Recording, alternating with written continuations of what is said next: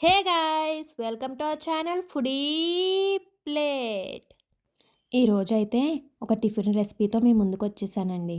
Video చూస్తూ ఉంటే మీకే అర్థమైపోయి ఉంటుందండి ఏం రెసిపీయో. గోధుమనొక ఉప్మా అండి ఇది. ఈ ఉప్మా నార్మల్‌గా తిన్నా చాలా బావుంటుందండి. అలాగే మీరు పెసరట్టు కాంబినేషన్‌లో తింటే ఇంకా అదిరిపోతుందండి. పెసరట్టు ఇది మంచి కాంబినేషన్ అండి. సో, మనమైతే ఫస్ట్ ప్రాసెస్‌లోకెళ్ళిపోదామండి. ఎలా చేసేయాలో చూసేద్దురు గాని. వచ్చేయండి. ఫస్ట్ అయితే ప్యాన్ పెట్టుకోండి. దాంట్లో ఆయిల్ వేసుకోండి. అలాగే కొంచెం గీ కూడా వేసుకోండి. గీ ఇష్టం లేదు అనుకుంటే గీని స్కిప్ చేసి ఆయిలే వేసేసుకోండి. అది కొంచెం వేడెక్కనివ్వండి.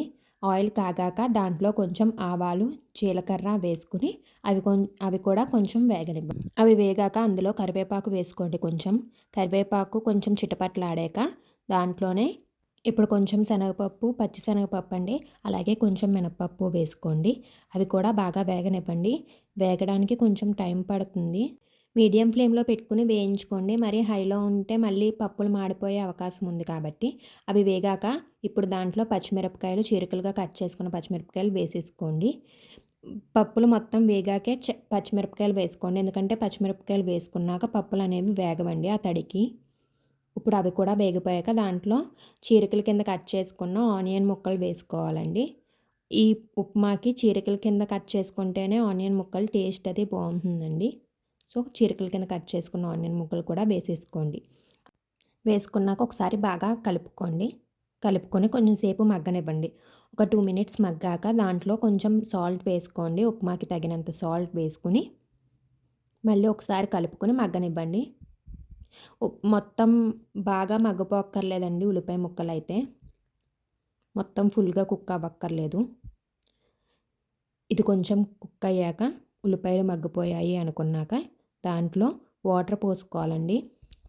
1 గ్లాస్ ఆఫ్ రవ్వకి 5 గ్లాసెస్ ఆఫ్ వాటర్ తీసుకోండి. 1:5 రేషియో అండి. మేమైతే పల్చగా ఇష్టపడతాము తినడానికి. సో, మేమైతే ఆ రేషియో తీసుకున్నాం. మీకు అంత పల్చగా ఇష్టం లేదు అనుకుంటే 1:4 అలా వేసుకోండి. అండ్ ఇది గమ్ముని గట్టిపడిపోతుంది కాబట్టి మీరు కొంచెం వాటర్ ఎక్కువైనా పర్లేదండి. ఎందుకంటే ఒక 5 మినిట్స్, 10 మినిట్స్ అయ్యేసరికి మళ్ళీ గట్టిగా అయిపోతుంది ఉప్మా. గమ్ముని దగ్గరికొచ్చేస్తుందనమాట.